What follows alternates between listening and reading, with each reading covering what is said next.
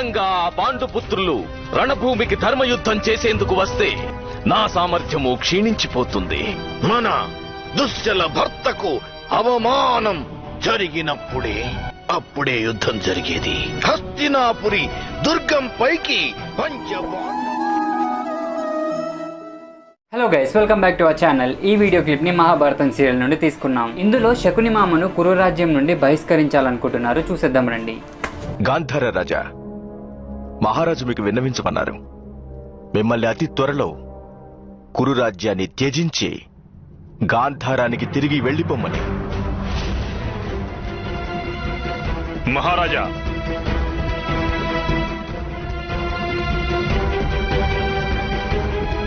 మహారాజా, ఎందుకిలా ఆదేశించారు తమరు? మామయ్యను ఈ విధంగా బహిష్కరించడంలో అర్థమేమిటి? అవశ్యం ఈ ఆదేశం వెనుక మహామంత్రి ప్రోద్బలం ఉండవచ్చు. మహారాజుకు సలహా నేనే ఇచ్చాను పుత్ర. గాంధార రాజు హస్తినాపురి భవిష్యత్తుకు ఇప్పటికే ఎంతో హాని కలిగించారు. ఇప్పటికి సమయం వచ్చింది హస్తినాపురి తన లాభం గురించి ఆలోచించుకునేందుకు. కురు రాజ్యానికి లాభం అంటే పాండవులకు లాభమా పితామహ? మీకు కలిగే లాభం పుత్ర.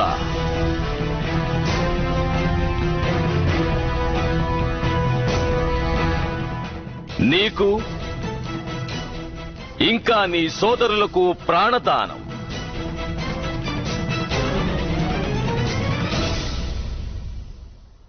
గాంధార రాజు అలాగే అంగరాజు ఏ నమ్మకంతో నీకు యుద్ధం చేయమని సలహా ఇస్తున్నారో అది నాకు తెలియదు.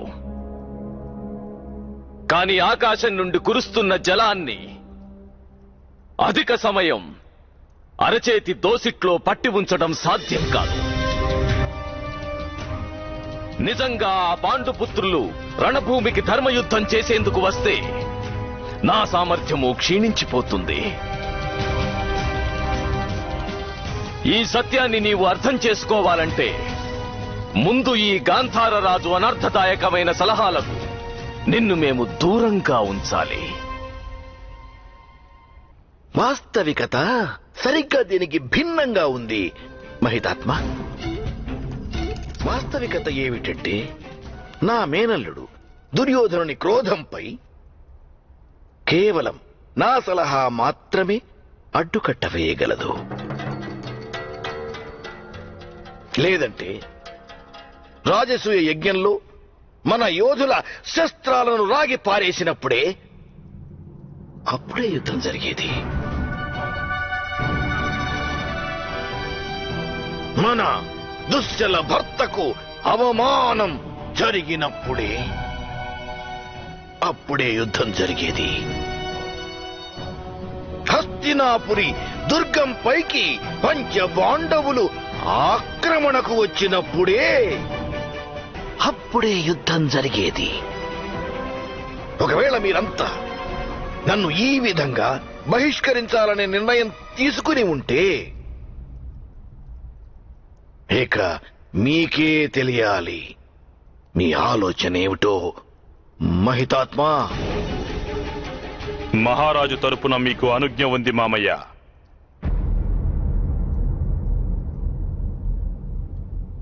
మీరు బయలుదేరండి. అలాగే మహారాజు తరపున మేము ఆదేశిస్తున్నాను సేనాపతి మహాశయ, సత్వరమే సేనను సిద్ధం చెయ్యండి. రేపు ప్రాతకాలమే హస్తినాపురి సైన్యం విరాటంపై ఆక్రమణ చేస్తుంది. వద్దు దుర్యోధన, ఈ యుద్ధం జరగరాదు దుర్యోధన. మీరు హస్తినాపురి సైన్యాన్ని నిరోధించగలరు పితృదేవా, కాని నన్ను అలాగే నా సోదరులను మీరు నిరోధించలేరు.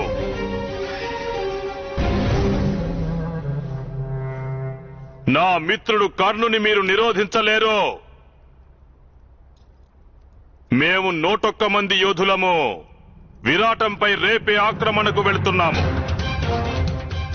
ఇలా మేము అవమానంతో జీవించడం కంటే ఉత్తమమైనది యుద్ధంలో మేము మరణించడమే. నా నిర్ణయంలో ఏ మార్పు ఉండదు పితృదేవా, ఏ మార్పు ఉండదు. దుర్యోధన, దుర్యోధన! మేనల్లుడా, వద్దు మేనల్లుడా. మన రక్తాన్ని ధారపోసి పరాభవాన్ని కడిగేయలేవు.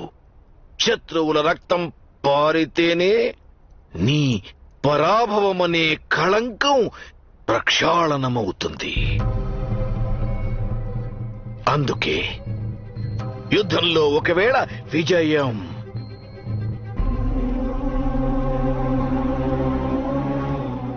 నిశ్చయం కాకుంటే ఇక మనం మన రక్తాన్ని ధారపోయడం మూర్ఖత్వం అవుతుంది.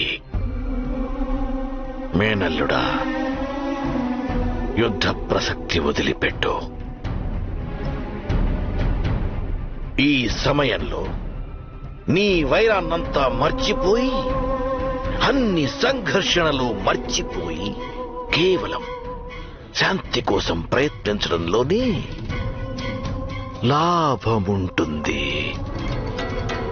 గాంధార రాజా, హస్తినాపురిలో శాంతిని నెలకొల్పాలన్నా ఈ ఆలోచన మీ నోటి నుండి విని ఆశ్చర్యమే కాదు, ఆనందం కూడా కలుగుతోంది. అయితే ఆనందాన్ని మీరే ఉంచుకోండి మహామంత్రి విదురా. ఇక ఆశ్చర్యాన్ని పాండవులకు పంపించండి. ఇక నా వలన ఏదైనా తప్పు జరిగి ఉంటే నన్ను మీరు క్షమించండి.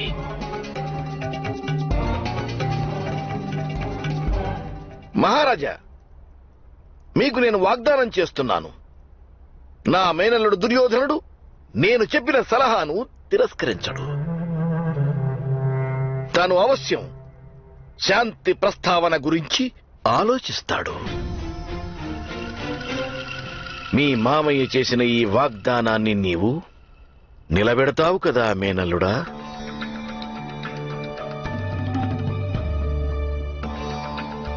అలాగే, ఇలా మీరు చెప్పారు కనుక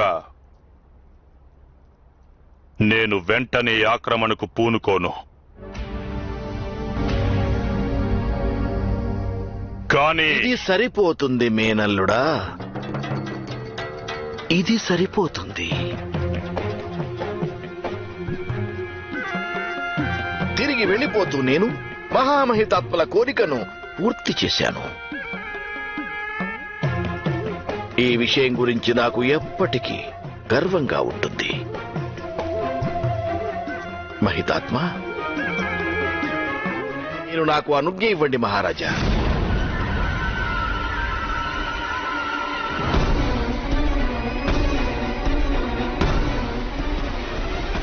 ఆగు శకుని, ఆగు. నీవు అన్నట్లు దుర్యోధనుడికి ఉచిత సమయంలో ఉచితమైన సలహా ఇచ్చేందుకు మాకు నీతో అవసరం ఉంది శకుని. నేను గాంధారానికి వెళ్లమని నీకు ఇచ్చిన ఆదేశాన్ని ఈ క్షణమే నిషేధిస్తున్నాను నేను శకుని. మా విశ్వాసపాత్రుడైన అనుచరుడు సంజయుడిని పాండవుల సమక్షానికి సంధి ప్రస్తావనతో వెళ్లమని శీఘ్రమే పంపుతాను. వద్దు మహారాజా, వద్దు.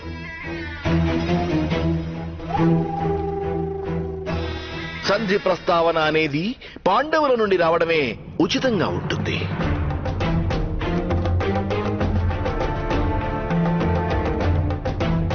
అలా వస్తేనే నా మేనల్లుడు దుర్యోధనుడు సంతృప్తి చెందుతాడు.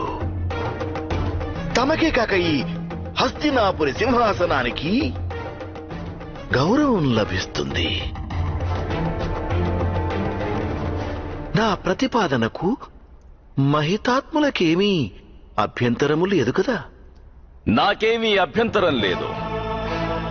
శాంతి ప్రస్తావన ఎటు నుండి వచ్చినా నాకు ఆనందమే లభిస్తుంది గాంధార రాజా.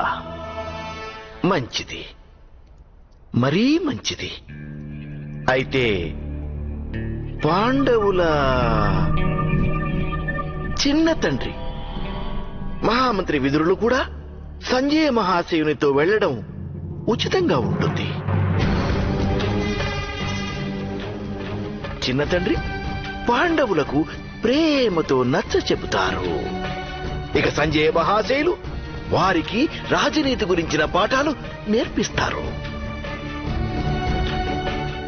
ఇక ఆ పిమ్మట పాండవుల ప్రతిపాదననే తీసుకుని యాదవ శ్రేష్ఠుడు కృష్ణుని హస్తినాపురానికి విచ్చేయమని సూచన చేసి వస్తారు.